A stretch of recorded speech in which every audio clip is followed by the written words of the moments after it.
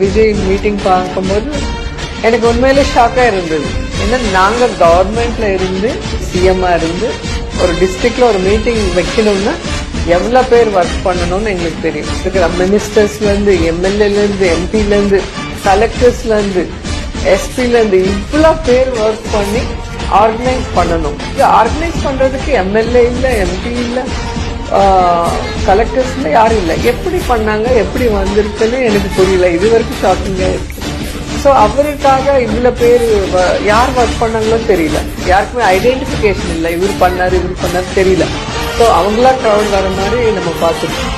So அவ்வளோ பேர் அவங்க மேல நம்பிக்கையில வந்துட்டு கண்டிப்பா அவங்க தமிழ்நாடு ஃபுல்லா பாத யாத்திரை பண்ணி இதுல என்ன ஜனங்க உங்ககிட்ட இருந்து எதிர்பார்க்கறாங்கன்னு விஜய் சார் தெரிஞ்சுக்கிட்டு அது என்ன செய்ய போறாங்கன்னு ஒரு மேனிஃபெஸ்டோ இருக்கும் இல்லையா எலெக்ஷன் முன்னாடி, அது கொடுக்கும் போதுதான் ஜனங்களுக்கு கிளியரா புரியும். அதுக்கு விஜய் சார் ரெடியா இருக்குன்னா கண்டிப்பா பிளஸ் பண்ணுவாங்க ஜனங்க.